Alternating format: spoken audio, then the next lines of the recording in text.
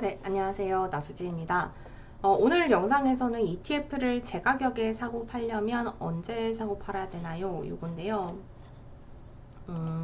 사실 내용이 조금 어려워요. 근데 이제 다 기억하실 필요는 사실은 없고 그냥 한 가지만 기억하시면 됩니다.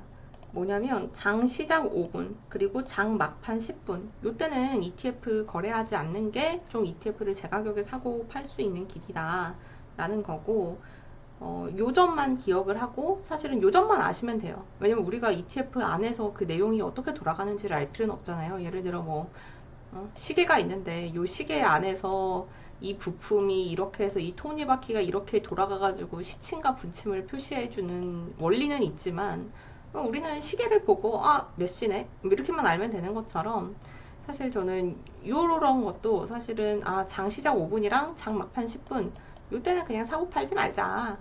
요것만 지켜도 우리는 마치 그냥 시계를 보는 것처럼 이때 이것만 알아도 유용한 정보가 아닐까 하는 생각을 가지고 있는데, 그래도 궁금하신 분들이 있으시다면 왜 장 시작이랑 장 막판에는 사고 팔지 말라고 하는지 궁금한 분들이 있으시다면 오늘 영상 나머지를 계속 들어주시면 될 것 같습니다. 일단 요 두 시간을 제외해야 되는 이유로 제가 이렇게 적었죠. LP가 활동하지 않는 시간이어서 요때는 사고 팔면 좀 불리할 수 있습니다. 무조건 불리한 건 아니고 불리할 수 있습니다 라고 말씀을 드리는 건데, 그러면 요 LP라는 게 어떤 사람인가 이걸 볼게요. 요 LP들은 가격 지킴이라고 보면 됩니다. 요 LP는 증권사가 역할을 해주는데요. 예를 들어서 이 ETF 자체의 거래량이 부족하다라고 할 때 살려는 사람들만 많으면 이 증권사가 이때는 그거에 맞춰가지고 팔아주는 역할을 해주고, 또 팔리는 사람만 너무 많으면 이 LP라는 증권사가 계속 사주는 거예요.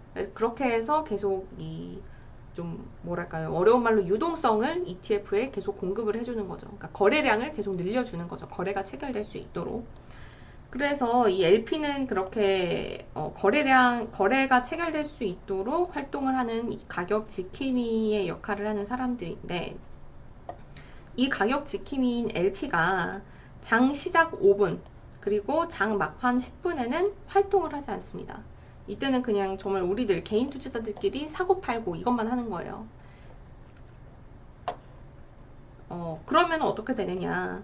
요 LP들이 그냥 호가를 사는 거, 그냥 호가를 파는 거 이렇게만 대주는 게 아니라 LP들의 역할 중에 하나가 가격의 지킴이라고 했잖아요. 그러니까 그 ETF가 가지고 있는 주식들의 가치가 있을 텐데 요 가치에 맞게 ETF가 유지가 될 수 있도록 그 적정 가격을 지켜주는, 그거에 맞춰서 주식을 팔기도 하고 사기도 하고 이런 역할을 해주는 게 바로 LP인데, 그래서 이제 적정 가격 지킴이가 LP인데, 그러니까 활동을 하지 않을 때는 우리들끼리 사고 팔기만 하니까 이 수급에 따라서 갑자기 장막판 10분에 막 살려는 사람들이 몰려들었다.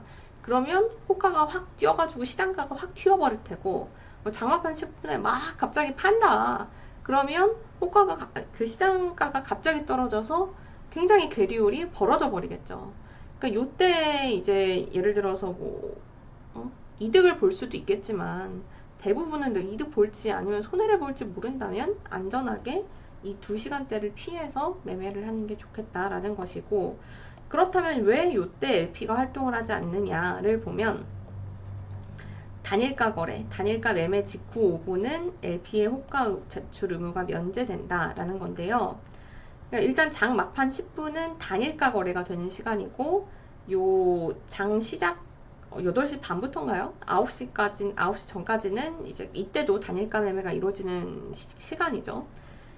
그러니까 단일가 매매가 끝나고 나서 5분, 그리고 단일가 매매가 이루어질 때 10분, 이렇게 LP가 활동을 하지 않는다는 건데, 그러면 단일가 매매는 또 뭐냐?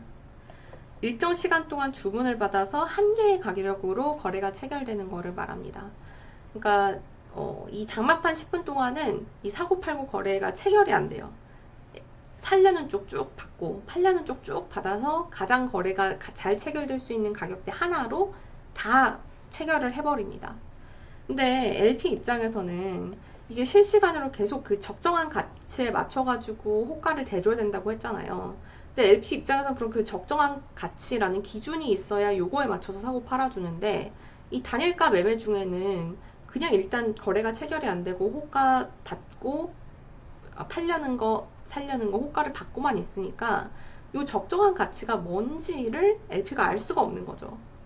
그러니까 막 이거 맞춰가지고 사고 팔아줬는데 알고 보니까 갑자기 딱 그 단일가 매매 체결이 확 되고 나니까 ETF의 가치가 내가 예상했던 요렇게 아니라 확 튀어버렸네? 그러면 이제 LP는 손해를 볼 수가 있기 때문에 요 단일가 매매를 할 때는 LP가 손해를 보지 않아도 되도록 호가 제출 의무를 면제를 해주는 거예요. 그러니까 사실 LP가 없는 시간대라고 무작정 손해를 보는 거냐? 사실 요건 아닙니다. 다만 ETF의 순자산 가치와 다르게 거래가 체결될 가능성이 있다.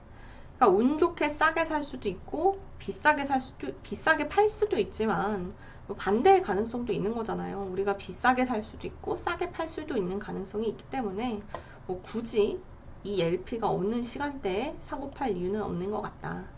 그래서 오늘의 다시 결론은 이 LP가 활동하지 않는 시간, 장시작 5분과 장막판 10분에는 ETF를 사고 팔지 않으시는 게 좋겠다라는 게 오늘의 핵심입니다.